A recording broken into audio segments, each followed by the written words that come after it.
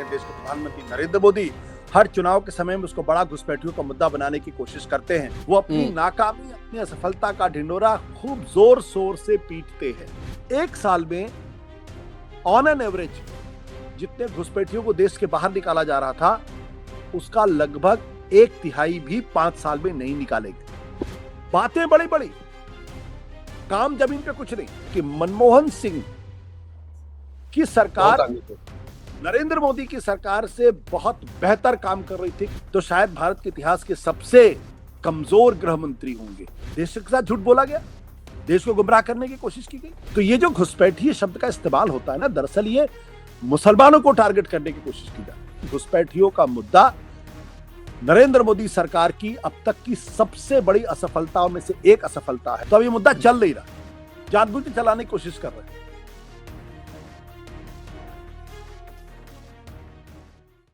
एक तरफ गृह मंत्री अमित शाह हर चुनाव में चिल्ला रहे हैं घुसपैठिए भगाओ, देश बचाओ, लेकिन 11 साल बाद भी बॉर्डर पर छेद इतने हैं कि तारों के नीचे घुसपैठिए आकर नाच रहे हैं, जश्न में है भारत में, ऐसा लगता है। यूपी ने करीब 90,000 से ज्यादा बांग्लादेशियों को बाहर किया, या 90,000 के आसपास, लेकिन मोदी सरकार में मुश्किल से 2,500। ये 2019 तक का आंकड़ा है, उसके बाद तो डेटा आया ही नहीं। तो चलिए एक नजर में आंकड़े देख लेते हैं, जिससे आप पूरा खेल समझ जाएंगे कि यूपीए सरकार और मोदी सरकार में घुसपैठियों को किस साल में कितना निकाला गया और कैसे मोदी सरकार एकदम फ्लॉप साबित हुई है। अब साल के अनुसार आंकड़े देख लेते हैं। 2005 से बात करते हैं। 2005 में 14,916 यूपीए सरकार ने कहा कि निकालिए, और निकाले गए।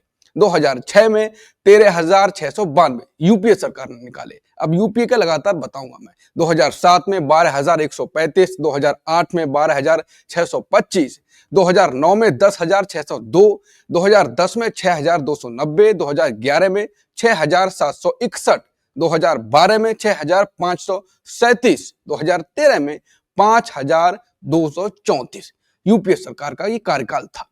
तो चलिए अब मोदी सरकार में जान लेते हैं कितने निकाले गए। 2014 में 989। एक तरफ 10,000 की बात हो रही थी, 6,000 की बात हो रही थी, एकदम गिरा आंकड़ा 989। 2015 में एनडीए सरकार में यानी मोदी सरकार में 474। 2016 में 308, और अगले साल में जो डेटा बताऊंगा वो तो एकदम गजब। 2017 में एनडीए सरकार ने निकाले केवल 51। 2018 में 445 और 2019 में 299। तो अगर इन आंकड़ों के हिसाब से बात करें तो सवाल तो यही उठेगा कि क्या अमित शाह एक फेल गृहमंत्री साबित हुए हैं, तो निकाल ही नहीं पाए। लेकिन अपनी विफलता के रिपोर्ट कार्ड पर इतना शोर क्यों मचाते हैं जब आंकड़े ये कहते हैं तो? और सरदार पटेल की एकता दिवस मनाने वाले क्या देश को बांट रहे हैं? सबको पता जब वो घुसपैठी की बात करते हैं तो किसके लिए वो बात बोलते हैं। आज का हमारा मुद्दा है अमित शाह की घुसपैठ वाली राजनीति। झारखंड, बिहार, बंगाल, हर चुनाव में वही पुरानी धुन, लेकिन रोकथाम जीरो। गृहमंत्री का काम है बॉर्डर सील करना, लेकिन उनकी राजनीति से लगता है उनका काम है विपक्ष को दोष देना। यूपीए बनाम मोदी सरकार के आंकड़े देखे हमने, अभी चौंकाने वाले हैं। क्या यह मोदी शाह की नाकामी की रिपोर्ट है? और फेल होने के बावजूद ऐसी राजनीति करना क्या बताता है? क्या सरदार वल्लभ भाई पटेल जी की एकता का झंडा उठाने वाले एकता को कमजोर कर रहे हैं केवल राजनीति के लिए? और क्या राजनीति के ये पैंतरे सालों से इतने रिपीट किए गए हैं कि अब फीके पड़ गए हैं? और क्या अब देश की सियासत में नई हवा चलेगी? लेकिन क्या मोदी शाह के पास नई राजनीति है? यह भी एक सवाल है। तो अंत में यही सवाल कि क्या अमित शाह की यह घुसपैठ वाली चाल जनता को बेवकूफ बनाने वाली साबित हो रही है, या फिर नई राजनीति का सूरज उगने वाला है? तो इसी विषय पर आज करेंगे चर्चा। नमस्कार, मैं हूं अंकुर और आप देख रहे हैं सतंदी का खास शो आशुतोष की पैनी नजर, जहां आशुतोष की खबर की खबर लेकर असली खबर बताते हैं। अब अमित शाह की राजनीति पर बात करते हैं। आशुतोष सर, लगातार हर चुनाव में अब तो पश्चिम बंगाल की लगातार डेटा बताए जाते हैं, बिहार में भी, आप इस पर क्या कहेंगे सर? देखो अंकुर, मैं ये कहना तो नहीं चाहता था, लेकिन मुझे लगता है ये कहना चाहिए क्योंकि जिस तरीके से अमित शाह लगातार घुसपैठियों को मुद्दा बनाने की कोशिश कर रहे हैं, देश के प्रधानमंत्री नरेंद्र मोदी हर चुनाव के समय में उसको बड़ा घुसपैठियों का मुद्दा बनाने की कोशिश करते हैं, चाहे वो झारखंड का हाँ। चुनाव हो या फिर कर्नाटक का चुनाव हो या फिर अब बिहार का चुनाव हो। हर बार वही एक ही राग अलापा जाता है कि ये जो बांग्लादेशी है, रोहिंग्या है, दरअसल वो देश की आंतरिक सुरक्षा के लिए, देश की राष्ट्रीय सुरक्षा के लिए एक बड़ा खतरा है और उसको एक बड़ा मुद्दा बना के उस पर राजनीति को पोलराइज करने की कोशिश की जाती है। हिंदू मुसलमान के सवाल को लोगों के बीच में बांट कर उस पर वोटों की फसल खरीदने की कोशिश की जाती है। इस संदर्भ में अगर आंकड़ों की जुबानी अगर हम बातचीत करें तो जो जो विशुद्ध आंकड़े हैं, अगर उसकी जुबानी हम बात करें, जो जो आंकड़े आपने भी दिए हैं, तो मुझे ये कहने में थोड़ा सा संकोच जरूर है, लेकिन ये कहना चाहिए कि मुझे ऐसा लगता है जैसे कि अमित शाह आजादी के बाद के अकेले ऐसे गृह मंत्री हैं जो अपनी असफलता, अपनी नाकामी का ढिढोरा राष्ट्रीय चैनल पर आकर खूब जोर शोर से पीटते हैं। फिर से मैं कह दूं, वो अपनी नाकामी, अपनी असफलता का ढिंढोरा खूब जोर शोर से पीटते हैं। 6 साल से वो देश के गृह मंत्री हैं। 6 साल तो कम से कम हो ही गए। नरेंद्र मोदी की सरकार को 11 साल हो गए सत्ता में रहते हुए और ये उम्मीद ये की जाती रही है कि जब घुसपैठियों का जिक्र आएगा तो इनकी सरकार में आने के साथ साथ जो सीमा पार से घुसपैठिए भारत की सीमा में घुस कर आते हैं उन पर रोक लगेगी। न केवल रोक लगेगी बल्कि जो अंदर घुसपैठिए पहुंच गए हैं उनकी पहचान होगी और पहचान करके उनको डिपोर्ट किया जाएगा। लेकिन हमारे दर्शक ये जानकर हैरान रह जाएंगे कि जिस कांग्रेस पार्टी और उनकी सरकारों के ऊपर खुलेआम आरोप नरेंद्र मोदी और अमित शाह लगाते हैं कि दरअसल ये घुसपैठियों को देश के अंदर आने देते हैं क्योंकि ये उनके लिए वोट बैंक है और इनको राष्ट्रीय सुरक्षा की चिंता नहीं है। अभी प्रधानमंत्री नरेंद्र मोदी ने हाल में ये आरोप लगाया और वो भी तब जब सरदार पटेल की जन्म शताब्दी के मौके पर। तो प्रश्न यही है कि आंकड़ों की जुबानी अगर बातचीत करें तो हमारे दर्शक ये जान के हैरान रह जाएंगे कि मनमोहन सिंह के अगर 5 साल की हम तुलना करें 2009 से लेकर 2013 तक और प्रधानमंत्री नरेंद्र मोदी के 2014 से लेकर 2019 तक के आंकड़ों का हिसाब करें, इस दौरान कितने बांग्लादेशी, कितने रोहिंग्यास को देश के बाहर डिपोर्ट किया गया। तो 2009 में 10,602, 2010 में 6,290, 2011 में 6,761, 2012 में 6,537, 2013 में 5,234 और मई 2014 तक मनमोहन सिंह की सरकार थी। उसके बाद नरेंद्र मोदी की सरकार आई, यह आंकड़ा है 989। यानी अगर आप 2009 से 2013 के आंकड़ों को पर नजर डालेंगे जब मनमोहन सिंह की सरकार थी तो तकरीबन 35,424 घुसपैठियों को देश से बाहर निकाला गया, डिपोर्ट किया गया। आपको ये लग रहा होगा कि अब मोदी सरकार आ गई है तो अब तो 35,000 क्या, अब तो कम से कम 3 लाख, 4 लाख, 5 लाख, 10 लाख, 15 लाख घुसपैठियों को देश से बाहर निकाला गया होगा।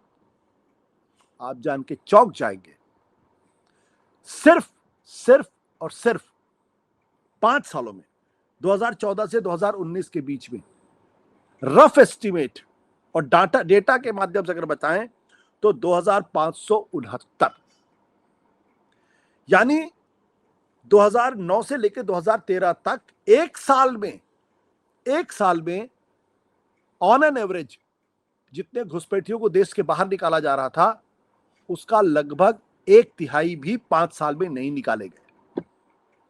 2009 से 2013 तक 35,424 जो मेरा आंकड़ा कहता है, जो मैंने आंकड़े इकट्ठा किए हैं, सरकारी आंकड़े हैं, उनको मनमोहन सिंह की सरकार में वापस भेजा गया था, बांग्लादेश भेजा गया था। लेकिन नरेंद्र मोदी की सरकार में जो घुसपैठियों को बड़ा मुद्दा बनाने की कोशिश करती है सिर्फ 2,569। उसके बाद के आंकड़े उपलब्ध नहीं है। जो आंकड़े उपलब्ध हैं वो है 2023, 2024 और 2025, 2018, 2017, 2019 के आंकड़े उपलब्ध हैं जो ये बताते हैं कितने बांग्लादेशियों को इन्होंने सीमा पर पकड़ा। 2018 में 1,175, 2019 में 1,118, 2019 में 1,351, 2023 में 1,547, 2024 में 1,694 और 2025 में अब तक 723। यानी इनको भी अगर मिला लें तो भी यह आंकड़ा तकरीबन तकरीबन 6,000 के आसपास पहुंचता है। अब ये दुखद स्थिति है, बातें बड़ी बड़ी, काम जमीन पे कुछ नहीं। तो हमारे ट्रंप के आने के बाद से एक शब्द का इस्तेमाल हुआ, पोस्ट ट्रुथ, यानी सच्चाई से अलग आप ऐसे फैक्ट दीजिए जो झूठ पर आधारित है और उसको एक बड़ा नैरेटिव बनाने की कोशिश करिए और उसके आधार पे दूसरों की तस्वीर को डिस्क्रेडिट करिए, धूमिल करिए और अपनी तस्वीर बनाइए। लेकिन जब सच्चाई के आंकड़े में इन आंकड़ों को देखा गया तो पता यह चला कि मनमोहन सिंह की सरकार नरेंद्र मोदी की सरकार से बहुत बेहतर काम कर रही थी घुसपैठियों को बाहर निकालने में और उनकी पहचान करने में। पी चिदम्बरम, सुशील कुमार शिंदे जैसे लोग गृह सचिव थे, उनकी तुलना में अमित शाह का जो 5 साल का कार्यकाल है, मुझे लगता है कि खुद अपनी जुबानी या आंकड़ों की जुबानी अगर देखें तो शायद भारत के इतिहास के सबसे कमजोर गृह मंत्री होंगे। ये कहते हुए अफसोस हो रहा है, लेकिन मैं आंकड़ों की जुबानी इस बात को कह रहा हूं। अगर आपके लिए राष्ट्रीय सुरक्षा, घुसपैठी इतना बड़ा मुद्दा था तो क्यों नहीं लाखों की संख्या में घुसपैठियों की पहचान करके देश के बाहर निकाला गया। सिर्फ 2563, और इस दौरान गृह मंत्री थे राजनाथ सिंह। सरकार तो नरेंद्र मोदी की थी और 2000 से लेकर अभी तक के आंकड़े ही उपलब्ध नहीं है। बहुत हमने कोशिश की खोजने की, मुझे तो आंकड़े नहीं मिले। क्या वो आंकड़े दबा दिए गए? तो ये एक सच्चाई है। इसलिए मैं कहता हूं कि अमित शाह कहते हुए अफसोस होता है, लेकिन आंकड़े तो यही कहते हैं घुसपैठियों के मसले पर अमित शाह इस देश के साथ सबसे असफल गृह मंत्री होंगे। तो आशुतोष सर, नैरेटिव बनाने की कोशिश करते हैं, जैसा कि मैंने शुरुआत में कहा कि लगातार हर चुनाव में ये बात करते हैं घुसपैठिए घुसपैठिए। अभी बिहार में लगातार चुनाव में यही बात हुई, एसआईआर कराया गया और कोई डेटा तो आया नहीं। कोई कह रहा है कि 50, कोई 100 की बात आसपास की रह रही है, तो वो बात कर रहे हैं। कुछ बाद में ज्ञानेश कुमार जी ने भी कुछ नहीं कहा। तो आपको लगता है कि अब ये पुरानी राजनीति, झारखंड में भी इन्होंने यही कहा कि आदिवासियों को ये आ रहे हैं वहां पर परेशान कर रहे हैं विदेशी आके, वहां पर भी फ्लॉप साबित हुआ। अब ये नैरेटिव बनाने की राजनीति इनकी जो पुरानी है, हर चुनाव में वो करने वाली, अब आंकड़े भी बता रहे हैं कि रिपीट टेलीकास्ट जो कर रहे हैं वो चल पाएगी? मोदी जी भी लगातार यही बात कर रहे हैं। एक देखिए, ये चलती तो नहीं है, लेकिन चलाने की कोशिश जरूर की जाती है। आपने बड़ा अच्छा जिक्र किया बिहार का।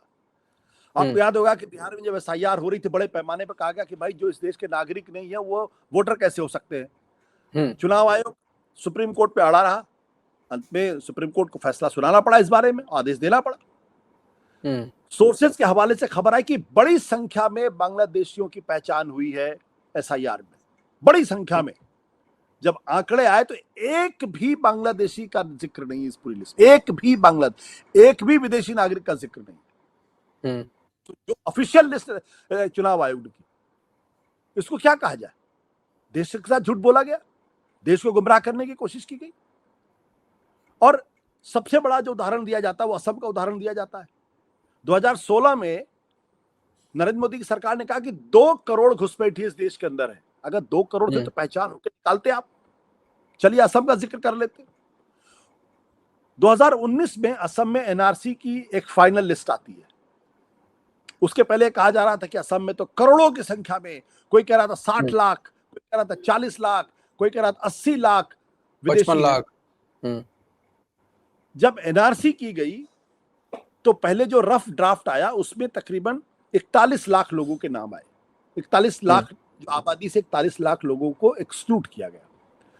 फाइनल लिस्ट आई तो उसमें 19.6 लाख लोगों के बारे में यह कहा गया कि ये विदेशी हैं। और उसके बाद जब और उसकी जांच पड़ताल की गई तो तकरीबन 16 लाख लोगों की पहचान हुई कि ये विदेशी हैं।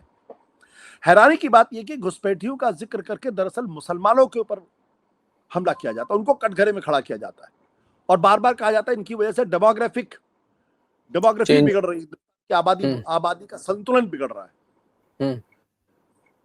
जब ये 16 लाख लोगों के नामों की पड़ताल की गई तो पता चला इसमें से खुद हेमंत बिश्वा शर्मा कह रहे हैं, ये बात उन्होंने 19 मई 2024 को मानी है कि 16 लाख में से 7 लाख सिर्फ मुसलमान है, जिनको विदेशी कहा जा रहा है।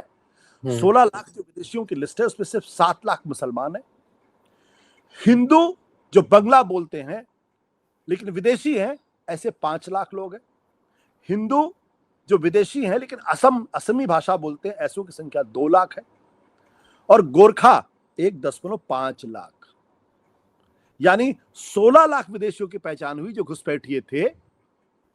इनमें से 7 लाख मुसलमान और 7 ही लाख हिंदू भी हैं। और जब यह आंकड़ा सरकार के सामने आया, पहली बार यह आंकड़ा जब 2019 में आया था 19 लाख में, तभी यह खबर आई थी कि इसमें आधे आधे जो हिंदू और मुसलमान हैं। उसके बाद से भारतीय जनता पार्टी सरकार के हाथ पैर फूल गए, क्योंकि अगर विदेशी है तो बाहर भेजो इनको।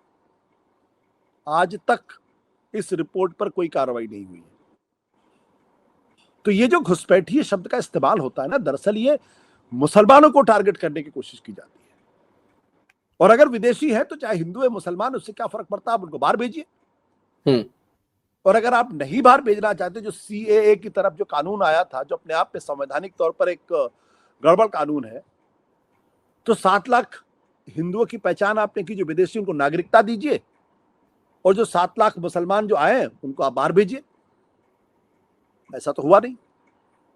तो क्यों ना ये माना जाए, और इस बारे में अब मजबूती के साथ कहना पड़ेगा कि दरअसल घुसपैठियों का मुद्दा नरेंद्र मोदी सरकार की अब तक की सबसे बड़ी असफलताओं में से एक असफलता है, और अमित शाह अब तक के सबसे असफल गृह मंत्रियों में से एक होंगे। मैं इन आंकड़ों के आधार पर कह रहा हूं। अगर आप खुद मानते हैं घुसपैठ एक बड़ा मुद्दा है, और आंकड़े ये कहते हैं कि आपका परफॉर्मेंस जो है मनमोहन सिंह की सरकार की तुलना में बहुत ही खराब है, तो कम से कम ये तो माना ही जाएगा कि मनमोहन सिंह की सरकार ज्यादा बेहतर सरकार थी। घुसपैठियों के सवाल पे उनके गृह मंत्री ज्यादा सक्षम थे, और जो लोग घुसपैठियों को राष्ट्रीय सुरक्षा के लिए खतरा मानते हैं, उनका परफॉर्मेंस बहुत ही पुअर है, यानी 10 में से 2 नंबर भी मिलने लायक नहीं है। जी, आखिरी सवाल आशुतोष सर, मुझे इनकी राजनीति के बारे में ही थोड़ी ज्यादा बातचीत करनी है आखिरी सवाल में भी। लगातार वही अब बिहार में भी देखिए जंगल राज बात हो रही है, जबकि ज्यादातर वोटर्स नए हैं और 20 साल पुरानी बातचीत है। कुछ आप नया मुद्दा लेके आते हैं लेकिन वो लेके नहीं आ रहे हैं।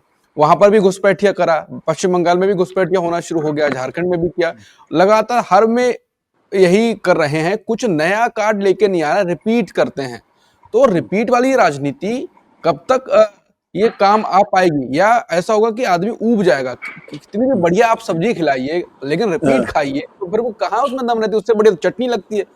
तो आपने 2024 में देख लिया ना, पार्लियामेंट के चुनाव में प्रधानमंत्री ने घुसपैठियों का मुद्दा बनाया था कि मंगलसूत्र छीन ले जाएंगे, आपकी भैंस खोल ले जाएंगे। हुआ क्या? तो अब ये मुद्दा चल नहीं रहा, लोग समझ गए। मैंने कहा ना कि लोग आज की तारीख में फौरन गूगल करते, उनको पता चल जाता है कौन सी सरकार काम कर रही, कौन सी सरकार काम नहीं कर रही। तो अब ये मुद्दा चल नहीं रहा, जानबूझ के चलाने की कोशिश कर रहे हैं, क्योंकि इनके पास ना कोई दूसरा मुद्दा है और ना इनके पास कोई दूसरी तरकीब है चुनाव जीतने की। तो इसलिए इसको बार बार उठाने की कोशिश करते हैं, लोगों को डराने की कोशिश करते हैं। चलेगा नहीं। बिल्कुल, अब देखते हैं कि चलेगा नहीं चलेगा। उसमें तो अब बात यही है कि जो आंकड़े बता रहे हैं वो तो साफ साफ साबित कर रहे हैं कि मुद्दा कितना भी उठा लें, जोर शोर से अपनी असफलता का रिपोर्ट कार्ड उसमें बात करें और उसे सफलता बताने की कोशिश करें, विपक्ष पे आरोप लगाएं, लेकिन आंकड़े बताते हैं कि गृह मंत्री अमित शाह और मोदी सरकार 11 साल में मनमोहन के कंपैरिजन में एक सम फ्लॉप साबित हुई है, फेल साबित हुई है। इसी बात पे अब कार्यक्रम को यहीं पे एंड करेंगे, क्योंकि जो बातचीत हुई, अगर आप अभी तक वीडियो देख रहे हैं तो आप समझ चुके होंगे। नमस्कार।